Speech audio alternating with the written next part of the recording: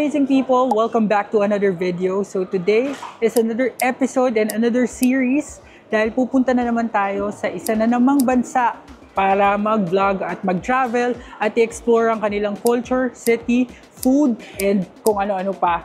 And yun nga guys, pupunta tayo ngayon sa Vietnam and particularly sa Ho Chi Minh City, which is also known as Saigon. So today is July 28, 2024 and andito ako ngayon sa NAIA Terminal 3.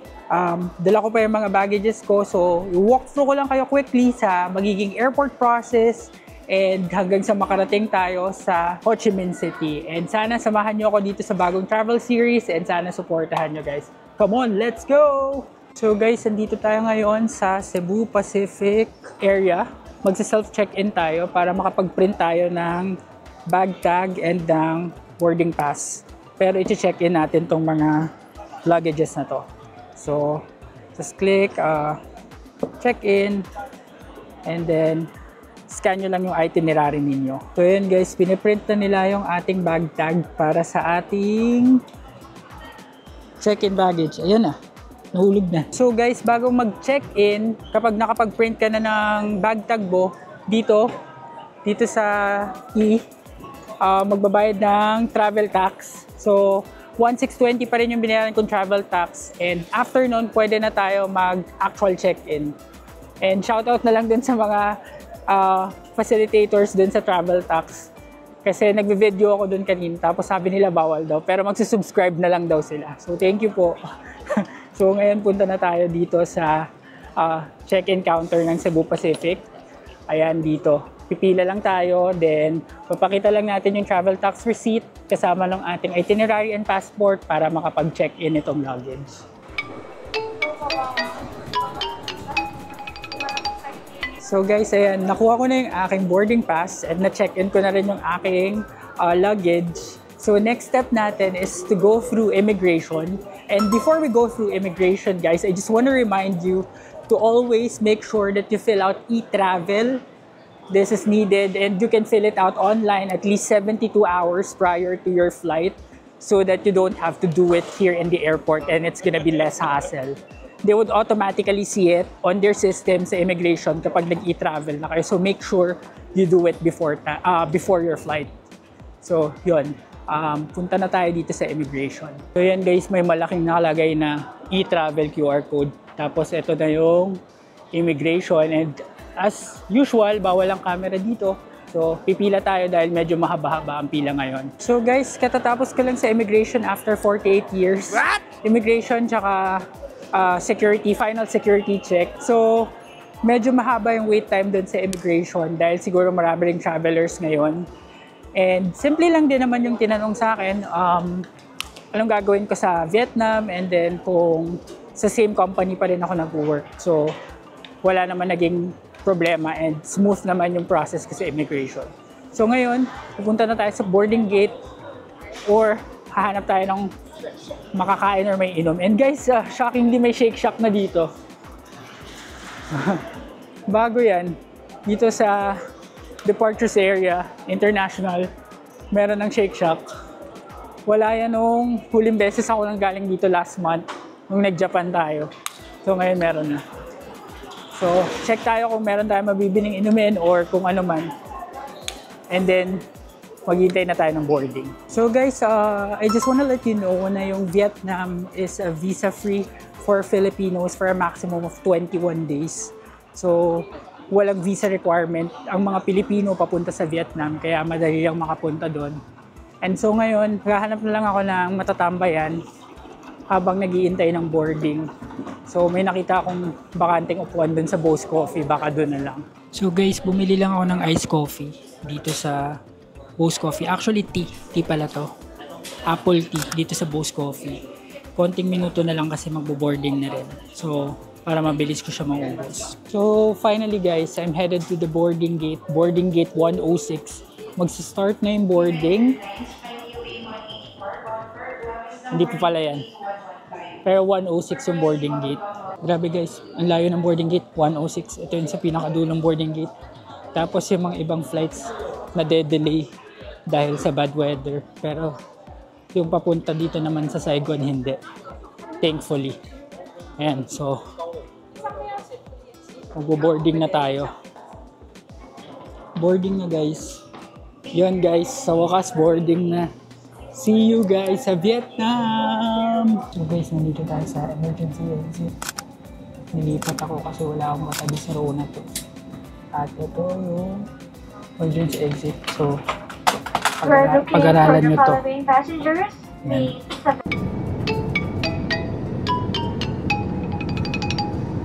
So finally guys, we just landed. So welcome to Vietnam! And next step is to collect our luggages, go through immigration and security check, and mag-withdraw din tayo sa ATM nila. And we'll also activate the eSIM na binook ko via Klook. So don't forget to use my promo code EMILKLOOK para magkaroon kayo ng additional discount sa inyong mga flights, activities, hotels na ibubook nyo via Klook. So very convenient siya kasi hindi na natin kailangan mag-claim ng SIM card. Sabi kasi sa mga vlogs na napanood ko, medyo mas mahal daw yung SIM card dito compared kapag binook mo via Klook. So ito yung view ng kanilang airport. Medyo tahimik na kasi it's already 12:40 here. And additional info guys, Ho Chi Minh City is 1 hour behind Manila time. So kung 12:40 dito, 1:40 AM na sa atin. So guys, bago kayo pumunta sa immigration, meron na rin dito mga currency exchange and bilihan ng SIM card, and dito yung immigration. So usually nasa labas ng immigration itong mga bilihan ng SIM card. So pipila tayo dito sa immigration nila. And meron din sa Klook guys na pwede nyo i-book para mag-fast track. Yun yung para hindi na kayo kailangan bumila. Kaso mahal, 1.6. So pipila na lang tayo. So guys, nakalampas na ako sa immigration. Wala naman tanong, tinatakan lang yung ating passport. So ngayon, paglampas ng immigration, bababa ka lang ng escalator, tapos eto ng mga bag drop yung makikita mo. Yan. So doon tayo sa conveyor number 5. Doon daw yung, ayan, Cebu Pacific conveyor belt number 5. Kukunin lang natin yung ating luggage. Then we're good to go na here sa airport. Mag-withdraw pa pala tayo ng cash. Tapos mag-grab na lang tayo papunta dun sa ating hotel. Nga pala guys, yung hotel ko, binook ko siya backdated. So, ang dating ko kasi nga dito is madaling araw. So, binook ko siya for the day prior para may matutuluyan pa rin ako ngayon. Kasi kung hindi, squatter tayo ngayong gabi. Pero, yun. Kasi meron din tayong tour agad bukas. So, yan, nakikita ko na yung aking baggage. Ito. Yan, nakakalito. Dalawa. Titignan mo lang mabuti dito. Dapat yung pangalan mo. Yan. So, ito nga yun. Yan, nakuha ko na yung baggage. So, let's go guys. Mag-withdraw na tayo sa ATM.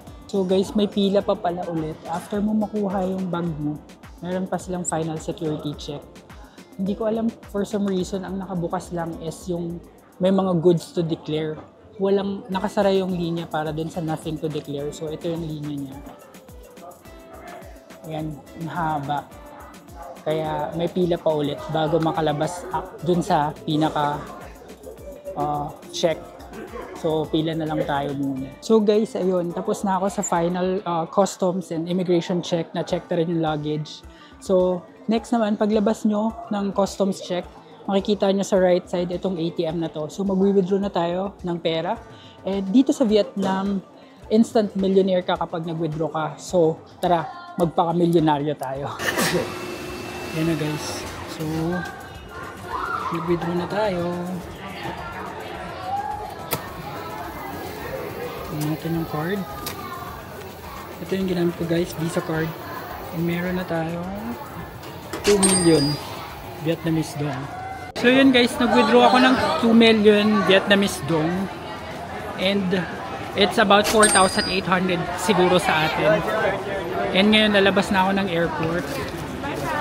Ayan guys, paglabas nyo ng airport, ang daming tao and mainit yung panahon dito. So yan, ang gagawin na natin next is mag-book na tayo ng Grab car papunta sa ating hotel. So Mag-grab lang tayo guys. Wala kasing masyadong functioning transportation at this point or at this hour dahil madaling araw na dito. So guys, may nabook na akong grab. Alis na tayo dito sa Tan Son Nhat Airport. Papunta dun sa grab pickup point at papunta dun sa ating hotel. Ang init dito. Mainit dito sa Vietnam. So, sana kayanin natin ang buong isang linggo na nandito tayo. So guys, nandito na ako sa grab. Papunta na sa hotel. Mahirap mag-book ng grab pag madaling araw. Konti lang yung nagpipick up pero buti may nagpipick up dun sa grab natin. So, next stop na natin is sa hotel. Guys, so nandito na ako sa harapan ng gate ng Cosroom Home sa Fair Residences. So, online yung check-in nila. Bubuksan na lang nila tong gate pag na-confirm na nila yung booking mo. So, iniintay kong buksan. Medyo scary kasi wala lang tao dito sa labas. Tapos, ito yung gate. Cosroom Homes. Ayan. Sana may magbukas na. So guys, sinend lang nila sa akin yung code. Dito na tayo sa loob.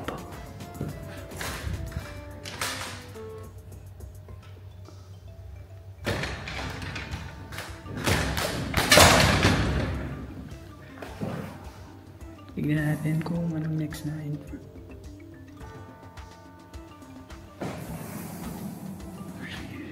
Ayan guys, sabi dito. Kailangan daw mag-send muna ng ID sa kanila kasi self-service check-in. So, sundin ko muna. So guys, nandito na ako sa loob ng room ko. Dito sa Cosroom sa Fair Residences. Na nabook ko via Klook. And kung gusto nyo maka-discount, use my promo code AMLCloak. So, pagpasok na itong door, sa right side, makikita ninyo yung toilet and bath. Malinis. And meron silang pa-toothbrush. Yan, may mirror dito. Tapos may shower. Tapos, may toilet na may tuwalya naman dun sa bed. Ayan, tapos lakad ka ng konti, may clothes rack here, may plancha, may hair dryer.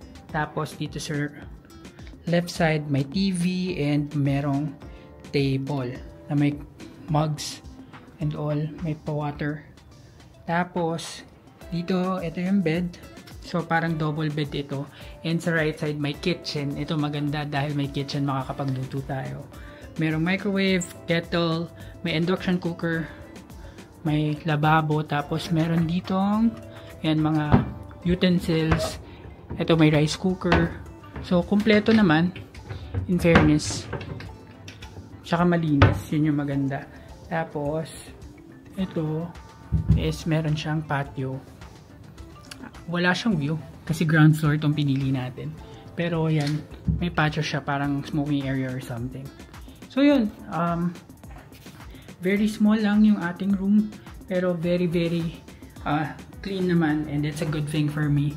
And yan, mag-settle down na tayo kasi konting oras na lang, ipipick up na tayo ng ating first tour mamaya. So papahinga na ako guys at i-end ko na muna ang vlog na ito. Maraming salamat sa pagsama sa akin hanggang makarating ako dito sa Vietnam, Ho Chi Minh, dito sa Saigon. And if you like this video, please give it a thumbs up, share and comment, and please subscribe to my channel. And please abangan nyo ang ating amazing adventures dito sa Vietnam.